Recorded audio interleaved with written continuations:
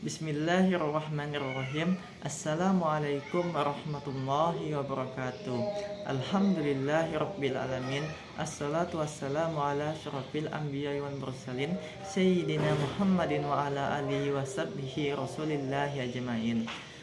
Yang terhormat Ibu Dian Seviatika Utami selaku dosen mata kuliah Pancasila dan serta teman-teman sekalian yang dirahmati Allah Subhanahu wa taala. Baiklah, kami dari kelompok 8 atau kelompok minggu ke-8 yang beranggotakan Cinta Zulaiha sebagai pemateri pertama, Manisa Rahmadani sebagai pemateri kedua, Muhammad Izul Hamdi, saya sendiri sebagai pemateri ketiga sekaligus moderator, dan Bang Azri Amin sebagai pemateri keempat. Pada kesempatan kali ini kami akan membahas tentang Pancasila dan etika. Langsung saja ke pembahasan yang pertama yang akan dibacakan oleh saudari Cinta. Kepadanya dipersilakan. Terima kasih kepada moderator. Selanjutnya saya akan menyampaikan materi pertama yang berjudul Pancasila. Pancasila sebagai ideologi dasar bagi negara Indonesia. Nama ini terdiri dari dua kata Sanskerta, panca yang berarti 5 dan sila yang berarti prinsip atau asas. Pancasila memiliki nilai-nilai seperti nilai ketuhanan, kemanusiaan, persatuan, kerakyatan, dan keadilan. Oleh karena itu, secara normatif, Pancasila dapat dijadikan acuan atas tindakan baik dan secara filosofi dapat dijadikan sebagai perspektif kajian atas nilai dan norma yang berkembang dalam masyarakat. Pancasila sebagai sistem etika adalah cabang filsafat yang dijabarkan dari sila-sila Pancasila untuk mengatur perilaku kehidupan masyarakat, berbangsa, dan bernegara di Indonesia. Oleh karena itu, di dalam etika Pancasila tergantung nilai-nilai ketuhanan, kemanusiaan, kerakyatan, dan keadilan. Nilai normal dan moral adalah konsep-konsep yang saling berkaitan, dan ketiganya akan memberikan pemahaman yang saling melengkapi sebagai sistem etika yang berkaitan dengan Pancasila. Baik, presentasi selanjutnya akan disampaikan oleh presentator kedua. Kepada presentator kedua dipersilakan. Selanjutnya B. Pengertian etika. Etika merupakan perilaku manusia dalam kehidupan sehari-hari yang telah melekat pada diri seseorang, yang menyangkut dengan perbuatan baik, buruk, benar, dan salah dalam tindakan seseorang manusia yang panutannya bersumber dari kehidupan masing-masing. Etika dibagi menjadi dua kelompok. Pertama, etika umum yang memiliki prinsip yang berlaku bagi setiap tindakan manusia. Yang kedua, etika khusus, membahas prinsip yang berhubungan dengan berbagai aspek kehidupan manusia, baik secara individual maupun makhluk sosial.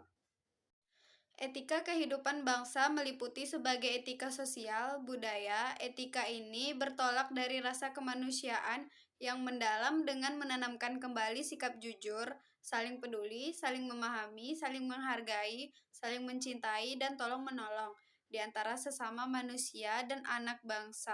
Selain itu, etika juga menghidupkan budaya rasa malu, yakni malu berbuat kesalahan dan semua yang bertentangan dengan moral agama dan nilai-nilai budaya luhur bangsa.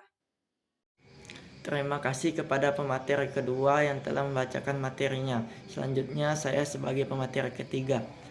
C. Dalam sistem etika diperlukan Pancasila sebagai suatu sistem. Generasi muda tidak dapat pendidikan karakter memadai dihadapkan dengan pluralitas nilai yang melanda Indonesia sebab akibat globalisasi sehingga mereka kehilangan arah akadensi moral itu.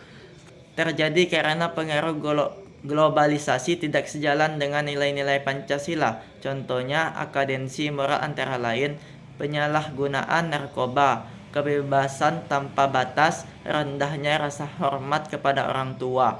Korupsi akan bersimah rajalela karena para penyelenggara negara tidak memiliki rambu-rambu normatif dalam menjalankan tugasnya. Para penyelenggara negara tidak dapat membedakan batasan yang boleh dan tidak, yang pantas dan tidak, serta yang baik dan tidak. Banyaknya alasan diperlukannya Pancasila sebagai sistem etika. Pancasila sebagai sistem etika diperlukan dalam kehidupan politik untuk mengatur sistem penyelenggaraan negara. Anda dapat bayangkan apabila dalam penyelenggaraan kehidupan bernegara tidak ada sistem etika yang menjadi tuntutan bagi para penyelenggara, negara niscaya akan hancur. Baiklah, selanjutnya akan dibacakan oleh pemateri keempat. Nama saya Azri Amin dan pada kesempatan ini saya akan melanjutkan presentasi dari kelompok kami. Selanjutnya ada D, menggali sumber histori, sosiologis, politis tentang Pancasila sebagai sistem etika. Yang pertama ada sumber historis. Sumber historis pada zaman Orde Lama sebagai sistem etika masih berbentuk sebagai filosofis Grundlog atau Welstanschauung. Artinya, nilai-nilai Pancasila belum ditegaskan ke dalam sistem etika, tetapi nilai-nilai moral telah terdapat pandangan hidup masyarakat. Dan yang kedua ada sumber sosiologis. Sumber sosiologis itu Pancasila sebagai sistem etika, dan yang terakhir ada sumber politis. Dalam Pancasila sebagai etika terdapat dalam norma-norma dasar sebagai penyusunan berbagai peraturan perundang-undangan di Indonesia. Etika politik mengatur masalah perilaku politikus berhubungan dengan praktik institusi sosial, hukum, komunitas. Struktur ekonomi etika politis memiliki 3 tujuan, yaitu tujuan, sarana, dan aksi politik. Demikian yang dapat saya sampaikan.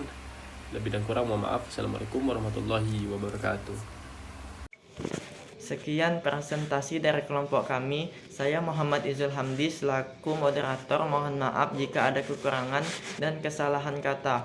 Saya tutup dan undur diri. Wabillahi taufik walhidayah. Wassalamualaikum warahmatullahi wabarakatuh.